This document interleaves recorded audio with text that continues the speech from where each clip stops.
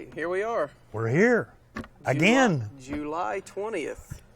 I had to look at my notes to figure out what year it is. 2015. You needed me for everything. The return of Mark Griffin. Magic Mark is back. Yeah, right. Wow. You didn't know I was known as Magic Mark, did you? No, I didn't know that. That's it. Magic Marker? Magic Mark. Oh, I thought Magic Marker. Right, okay. Just so everybody knows, this is a special podcast live from the Rio All Suite Hotel and Casino. This is where we're going to have the BCA Pool League and USA Pool League National Championships, as well as the U.S. Open 10-ball and U.S. Open 8-ball. Mark Griffin, Stuart Rogers, one of our league operators, BCAPL league operators out of Australia. It's a long way to come. Long way. Yeah. But real quick, real brief, I hate to turn it over to you for a story. Oh, I can't tell you. We might be here for 3 hours. Nope. But Mark, just tell everybody how you're doing. I'm doing great, and as soon as this podcast is over, I'm going to teach this bald-headed young guy what pool's all about. Just because I haven't played in like 6 months or a year doesn't mean I can't kick his butt. Okay, folks, so you've just heard a few excuses. But Mark has challenged me to a short race. You challenged me, and I told you sometimes you're going to misspeak, and this might be the time. Immediately after this podcast, the cameras will pan out, and we're going to do, what do you want to do, race to what? Make it easy on yourself. You pick. Well, I'll tell you what. I'll just get the first break, and we'll play the race until I miss. So it might be 30 or 40 racks. All right, folks, you're not going to have much to watch after this. Yeah. Anyhow, race to 2. Yeah, okay, yeah, 8-ball. Everything's going good. I mean, I'm using one of those carts, but that's only because I don't feel like walking 87 miles a day. But I'm back. What the hell? I was never gone, was I? Just got some spare parts. That's right. Parts is parts. For those of you that don't know, Mark had a double lung transplant earlier this year. Yeah. They only cut me open 3 times. Wow. I've been cut from here to here once, and then here to here once, and from here to here once. And if they'd have just finished the job and gone from here to here, they could have just popped me in half. But then they probably would have put me backwards. Now that would be a sight, right? Yes, I can imagine my head and my ass would be facing the same direction. Well, people have said worse. Yeah. Not sure we would have been able to tell the difference. But anyway, we want to tell you a little bit about what's going on here at the Rio in Las Vegas. Yeah, this is a big deal. This is it. Again, this will be the site of the BCA Pool League and USA Pool League National Championships. Play begins Wednesday, just a couple days from now, at 9 a.m. We will have a free stream of our amateur events starting Wednesday at 9 a.m., Wednesday and Thursday, and then, of course, we're going to turn it over to the U.S. Opens for the pay-per-view stream. So go to playcsipool.com, and you'll get all the information of how to watch the free stream of the BCAPL and USAPL matches Wednesday and Thursday. U.S. Open 10-ball starts this Friday at 10 a.m. That's going to be a pay-per-view stream. Again, go to playcsipool.com for all the information. Lots of different pay-per-view packages. You can watch one day. You can watch a 3-day package. You can buy the whole thing. Whatever's best for you. I do want to mention that starting on Wednesday, although we'll have the free stream of the BCAPL and USAPL matches, at 5 p.m. on Wednesday, we will have the Kamui Challenge. That's going to be Jason Shaw versus Corey Deuel, 8-ball, race to 21, right here in the Predator Arena. 7-foot tables. Who do you like in that match? Quick. If Corey's head's right, I like Corey. Corey's just too imaginative. One for Corey. Corey as well. All right, both for Corey. But firepower, Jason. Yeah. Yeah. It's an interesting matchup because it's sort of like brains versus brawn kind of thing. You got. Oh yeah, I can relate to that. Which one do you have? Oh. Well, you head the wrong way around. Thursday at 5 p.m. we will have our second challenge match. That will be the Tiger Challenge. I'm really interested in this one. Yeah, this is a good one. This is Shane Van Boning versus Mike DeShane, 10-ball, race to 21, right here in the Predator Arena. Shane is pretty much the undisputed #1 player in the United States, and Mike DeShane is generally considered the second best player. So this is going to be a very interesting match. Shane or Duchesne? You have to pick Shane. You can't. I can't bet against Shane Really on going out there anything. on a limb. Yeah. What do you I'm going to think? go for Mike. I think he could do it. Well, he can do it. Yep. If he catches the gear, and now these are alternating brake or winter brakes. Alternating. See, and that handicaps either one of them because either one of these guys can run a 10-pack. So One of the I most, watched one Mike of the- Duchesne do it on a 9-foot table. One of the most interesting things about that match is how often have you seen Mike Duchesne play on a 7-foot table? I understand. Yeah. Yeah. So not many people have seen that, so it's going to be very interesting. I asked Mike, because I had never seen him play on a 7-foot table, how he felt about it. And his response surprised me. I thought it was going to be some mumbling and grumbling. He says, "Yeah, I don't mind. It's a pool table." Yeah. No, that's a great He said, attitude. he said, "I can play on either table. It doesn't matter to me." So he didn't say it was a bar table. No. Just checking. Nope. Yeah. It's part of the re-education process. Yeah. They both should be pretty interesting. Either one could go either way. A couple of rolls, a couple of breaks. A lot of it's, when you get to that level, it's mental attitude. Yep. Where are you coming from? Yep. So those will be our first two pay-per-view pieces of our live stream package over the entire duration of these events. And then, of course, the U.S. Open 10 ball starts on Friday at 9 a.m. That's a 3-day event. Then we have 2 days of amateur stream beyond that, Monday and Tuesday. And then Wednesday, Thursday, Friday of next week is the U.S. Open 8 ball, a full 3 days. The entire package, the 2 challenge matches, 3 days of the U.S. Open 10 ball, 3 days of the U.S. Open 8 ball, the whole package, $59.99. And everybody that buys the full package is entered into a drawing for a $25 Kamui voucher, and we're going to pick 50 winners. That's a pretty good That's deal. a hot tip, right? Guy sounds like You could use it for chalk. It wouldn't have to be a tip. That's true.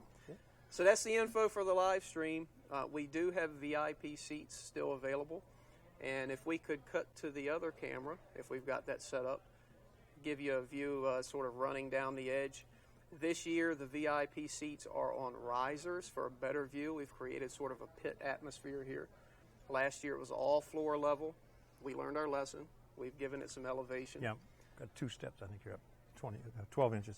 And we've 16 actually inches. got, you can probably see in the background there, we've got 2 tables in the arena. One is a primary table, one is a secondary table. And the seat prices vary depending on where it is. But go to playcsipool.com. All the info is there. We still have some available. And if there are any left when you get on site, they will still be for sale even on site. Cheaper price? No. No? No. Okay. 10 times more expensive. Exactly, yeah. Supply Very and demand. limited, Yeah, very yeah, yeah. Last one. I'm looking forward to all this because there's so many unexpected things that can happen on 7-foot tables versus 9-foot tables.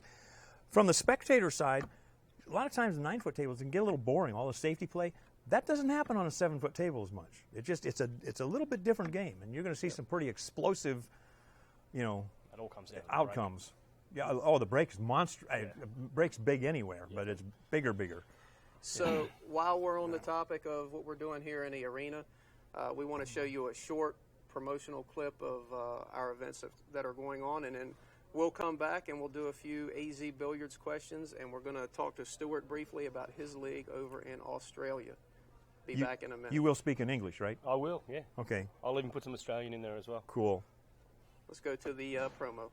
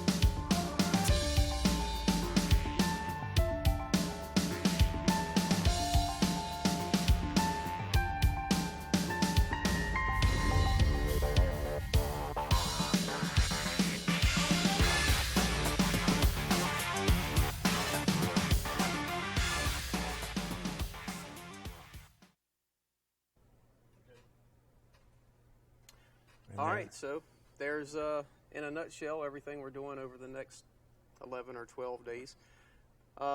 Stuart? Looks great. Yeah, First time you've seen it, he says a lot of logos. Yeah. There's a lot of stuff going on here. Absolutely. We've got like 45 events, and our numbers are up between 5,000 and 6,000 players, 318 pool tables. As far as tables, it's the largest event in the world. Mm-hmm. You guys do I think we do the nicest job. Absolutely. We cover more things for more everybody's, and you got like 70 booths worth of vendors and exhibitors, and no shortage of money to be able to be spent, and people to have a good time. Yeah, that's the whole thing. So I met you earlier. Yes. Out in the casino, Yes. and I met a small portion of your Australian contingent. Yes, you did. Only small, yes.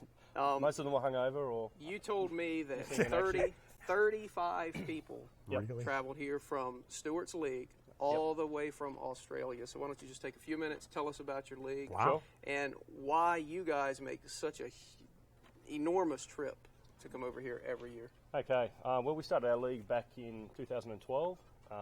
Had a bit of a chat to Mark and Dave at the start, and sort of sussed out the tables as well, because we our company actually imports the diamond tables, and we felt basically they go hand in hand.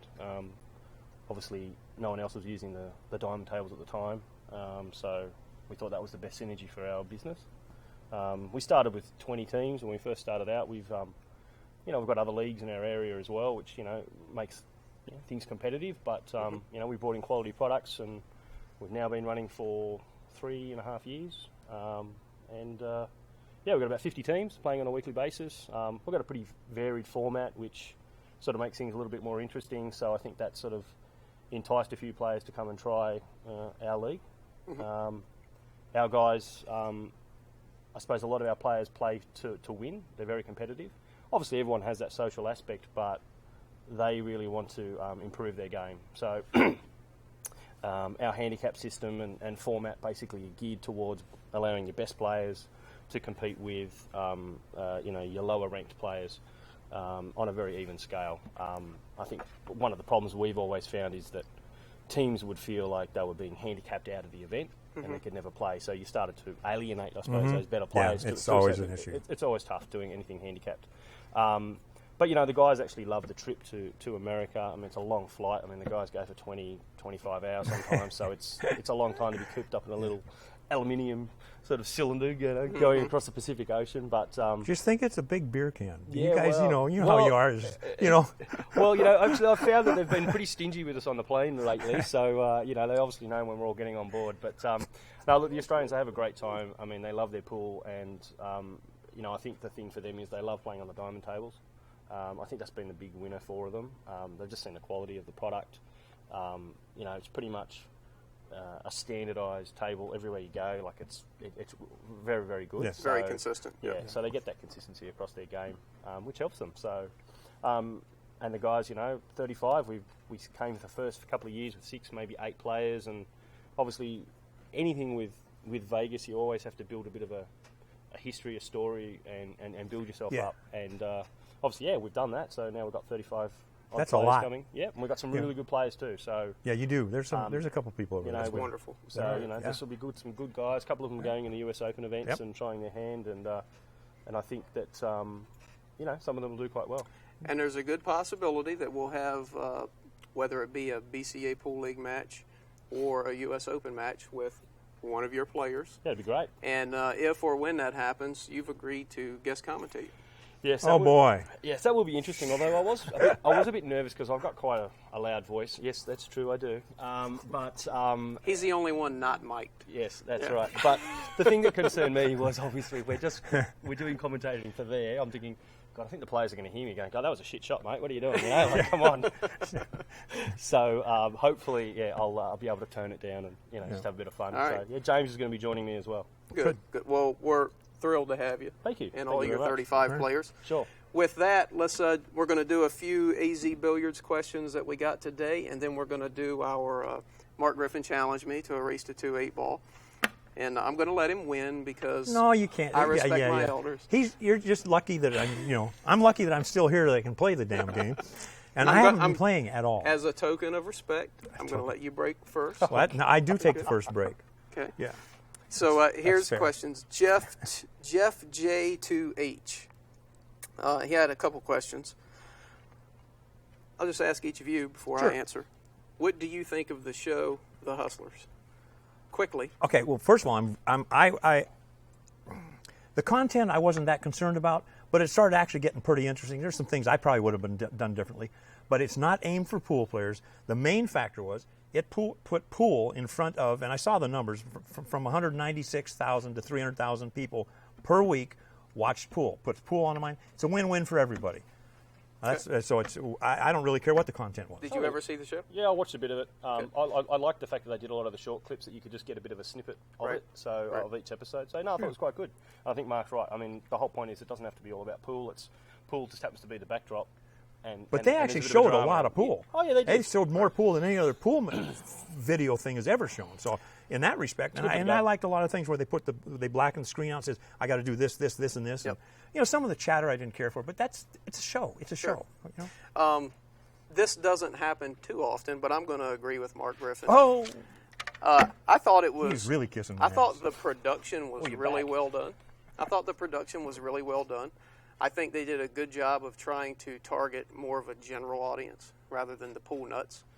And I actually got interested in it. My daughter, who doesn't really play pool all that much, I mean, she's around it. She's my daughter. But she looked forward every Friday night. I would DVR it, right, because who knows when I'm home. But she looked forward every week to sitting down and watching that with me. And I think anything that gets pool in front of people's eyes and gets more attention on our game or sport is a terrific thing. Shameless plug. I went back and I looked at all the cast members on that show. All but 2, if I remember right, are BCA Pool League members. Yep. Out of the 12 players. I thought that was pretty cool. That is interesting. Yep.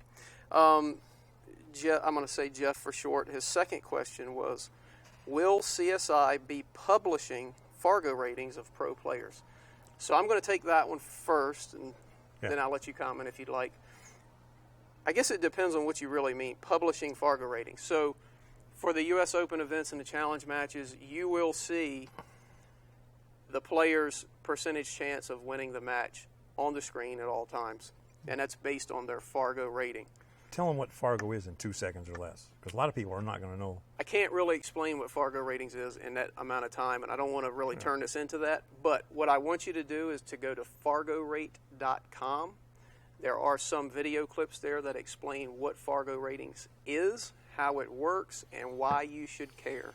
So go there and check it out, and we will have a lot more information and a bigger, grander announcement coming down the road. Right. It's the future of pool. Just put that in your hat. Okay. Yeah. All right. B. Russell, why not use 9-foot tables for challenge matches? Well, a couple reasons, and we've kind of beat this horse to death a couple of times. A lot of times. But I outlived the horse. If you're here or if you watch on the stream, what you're going to see is a really nice arena. It's sort of a pit. The VIP seats are on risers, 7-foot tables in the arena. So logistically speaking, you're not going to switch those out for a challenge match in the middle of the day. Everything we're going to do here in the arena and for almost all the events in the Rio will be on 7-foot tables. And that's just the way it is. That's the decision we've made. That's the way we're moving forward. Logistically, it's just not feasible. The other spectrum, we think this is the way to go. And that's what we're going to do. We play all of our BCA Pool League and USA Pool League matches on 7-foot tables. So we're also going to play our pro-level matches on 7-foot tables. Over 90% of the pool played in this country, and it's probably about 95% or could be 98%, probably is higher. On 7-foot tables. Yep. And it's the public's made the decision on what tables we play on. If everybody's playing on 9-foot tables, we'd be doing things on 9-foot tables. many of the pros It's a minority group. That, unfortunately, I'm on 9-foot. I grew up, love 9-foot tables. They're just not practical at this point for us. We're an amateur organization. How many of the pros are going to care anyway? I mean, if they're getting an opportunity to get a... You know, Gets really interesting. I did an interview on American Billiard Radio a few days ago, and Mike Howerton asked me how much flack or grief I had received from the pro players that were doing this on 7-foot tables.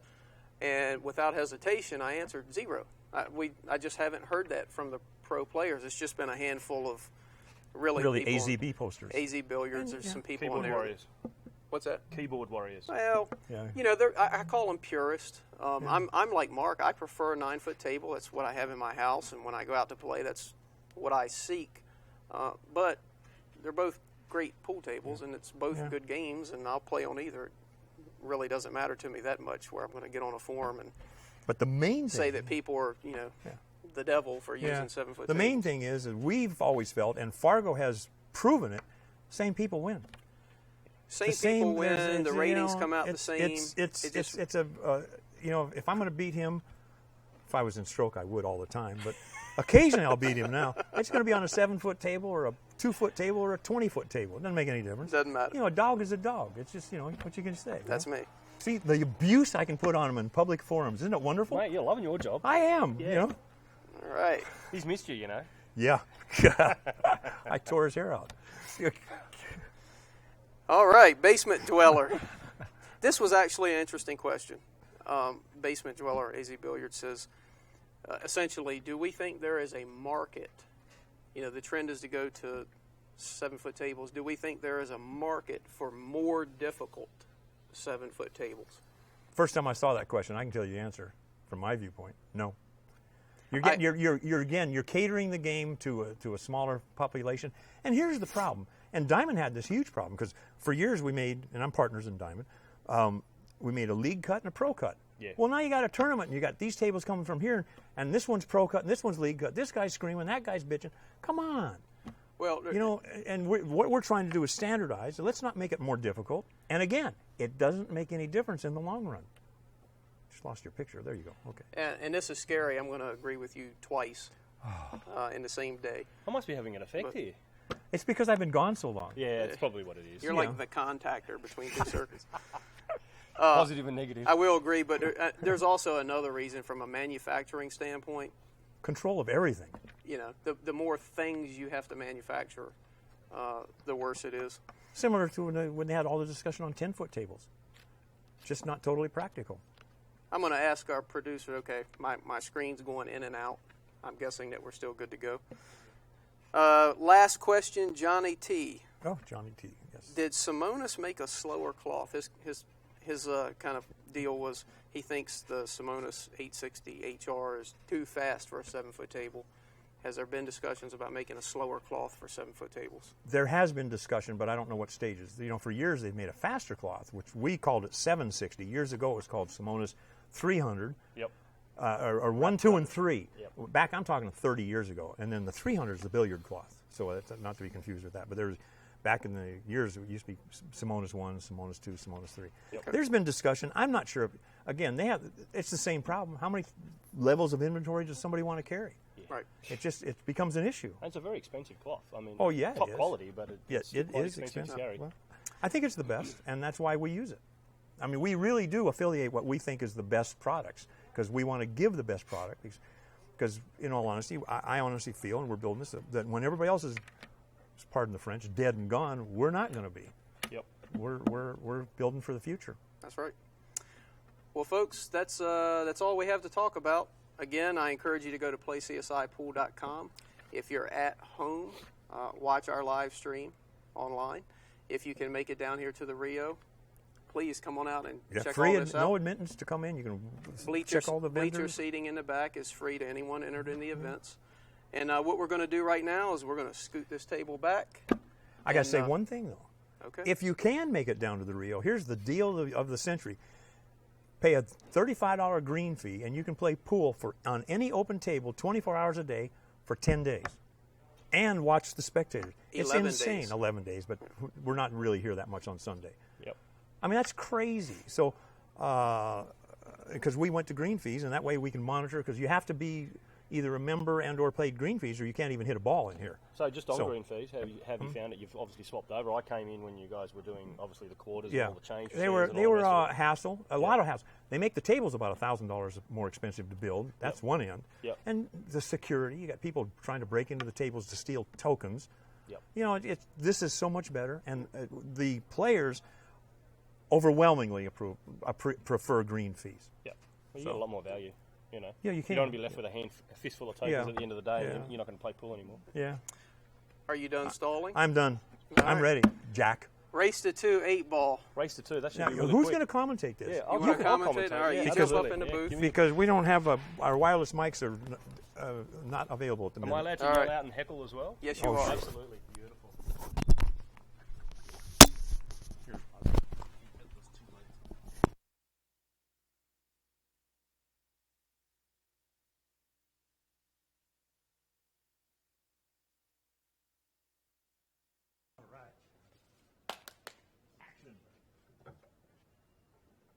Rack your own? No. I rack for you. Rack 'em. I respect my elders. You should do that.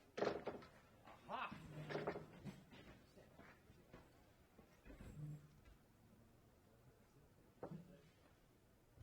This is the first game of 8 ball I played since, I don't know, about 4 months. 6 months. I don't have any idea. You ready? Okay, what's the level like? So have you guys started?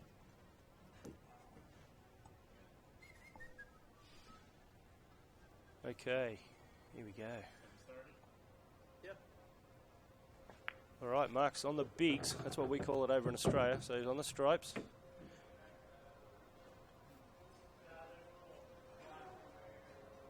Just checking out all his angles. Oh.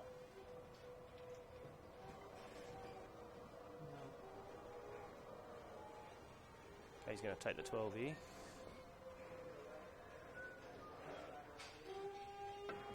Oh. So that's from not playing. Just read that ball. All right, so the excuses have I was started. trying to make that and dribble up and come up to the 10. It's an easy shot. We haven't hit it in months.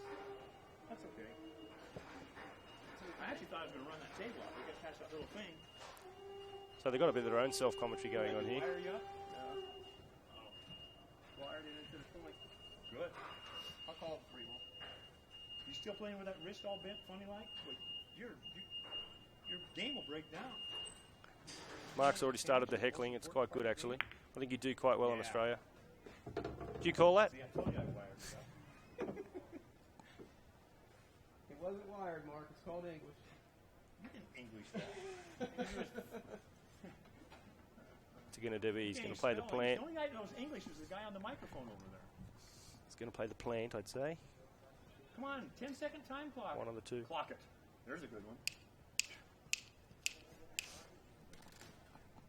Play safe. Safe? Wow. Wow. Two's over the bag, mate. Come on. Have a go. It's a race to 2. We're not on a time clock, we're on a calendar. Hey, good save. That was a good save. Well, because I don't want to miscue. Using Predator Shock, I see. Never used that before either. Shameless plug there by Shameless Mark plug. Griffin. Good shot. Obviously one of the sponsors. Well done, Predator.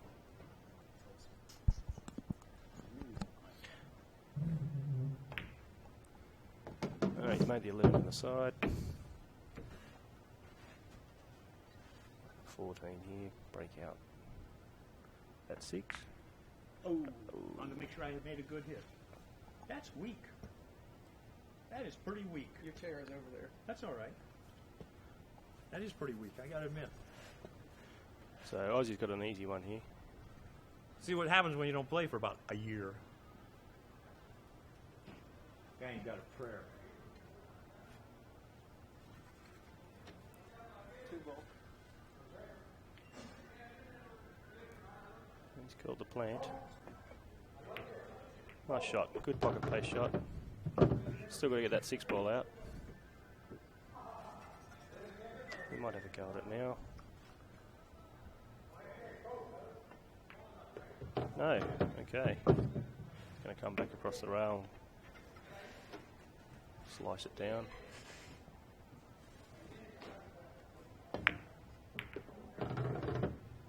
That was a bit stiff.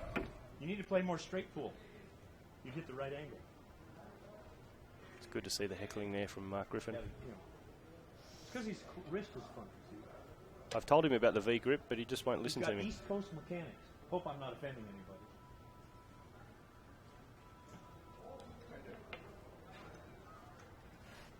Let's go on the face cut double.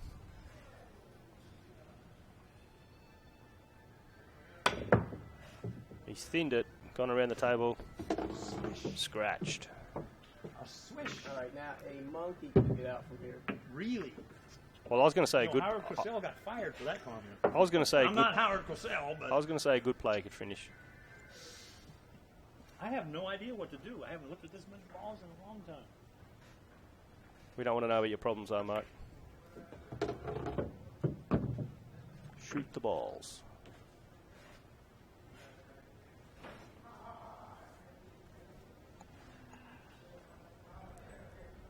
Taking the 10 in here, coming up for a nice angle.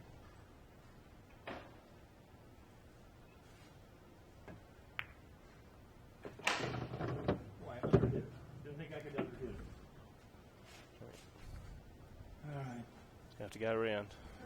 Take the 9, land on the 14, run up for the 13, I think it is.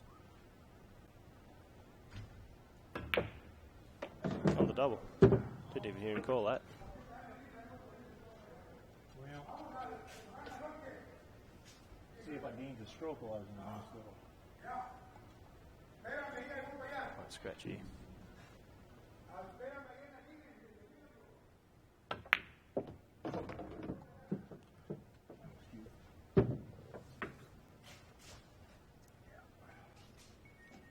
Eagle eyes.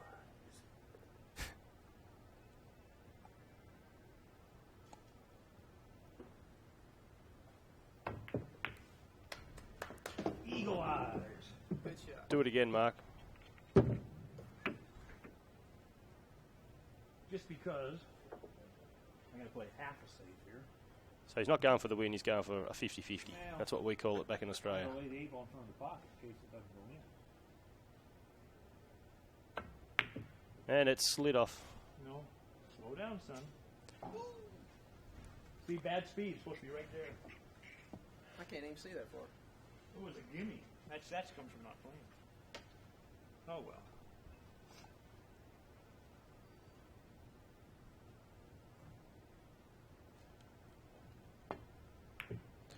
Look at Oh that. my goodness. There you go. There's a close game. Where do you want it? What pocket do you want it in?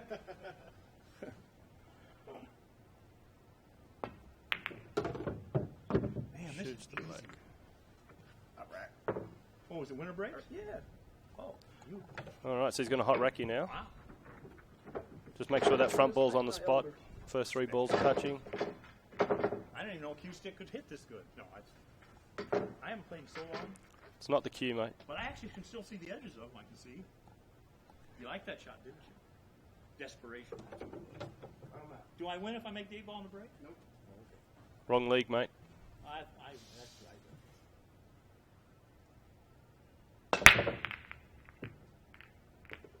Makes a ball.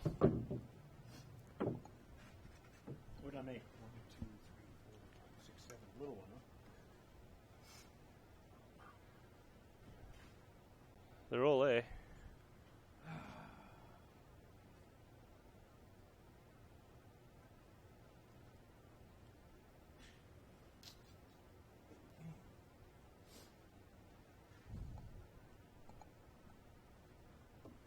What am I going to do with the 11 ball?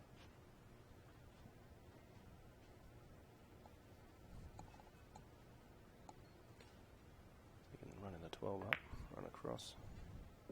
Gonna take all the cherries to start with.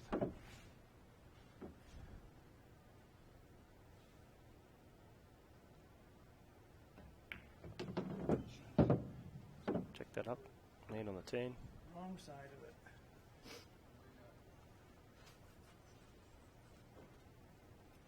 Got a bit of an angle. He wants to miss that 9 ball. He can't make his mind up. Jacking up, going to the top.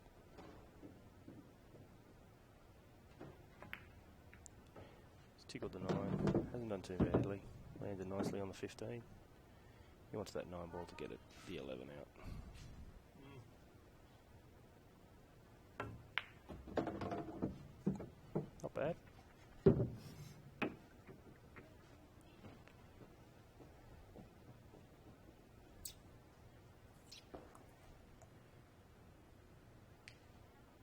down and hit this 11.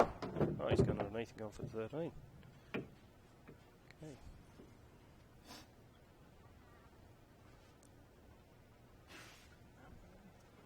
He could screw it back if he can get onto it and put the 11 up the top. We'll go through the 1-3. Put it in the middle.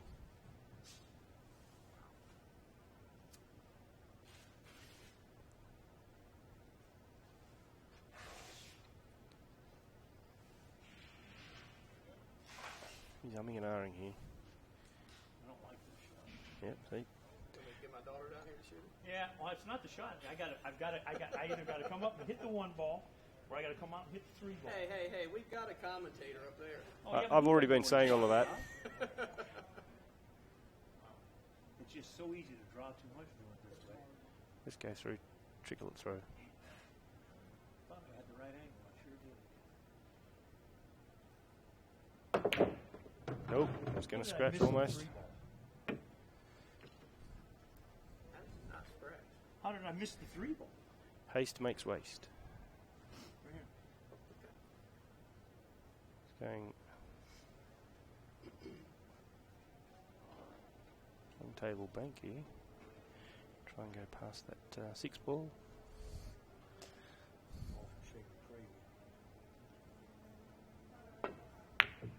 Nope. Always a problem. It was always going to slide off that bottom cushion. Well, it's a pretty easy out here for Aussie. He should finish this off. There he goes. Don't let me down, Aussie. I said you'll get this one.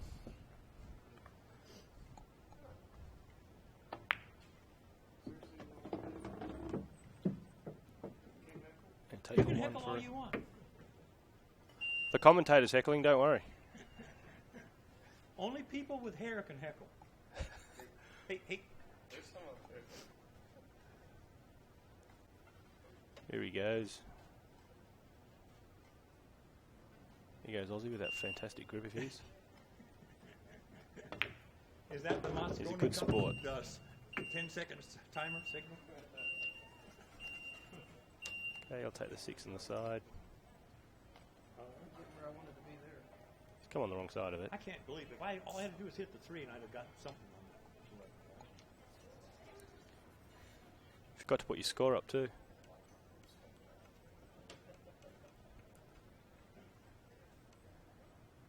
I'll play through this. Yep. Left himself a shot on the 5. Come around behind the 11.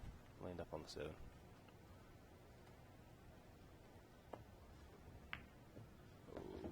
Yep. Tables are nice and fast.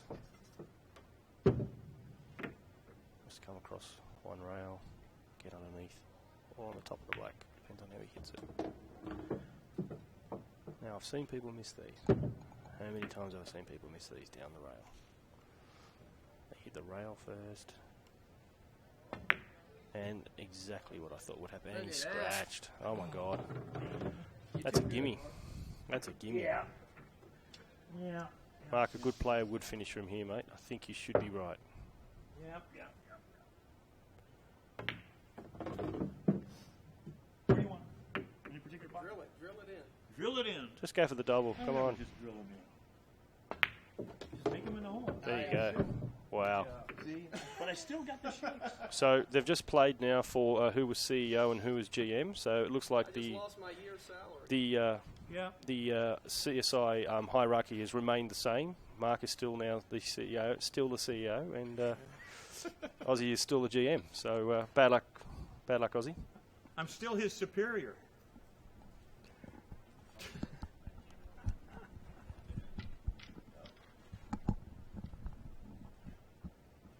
All right, folks. Play CSIPool.com. Mark Griffin's still the champion.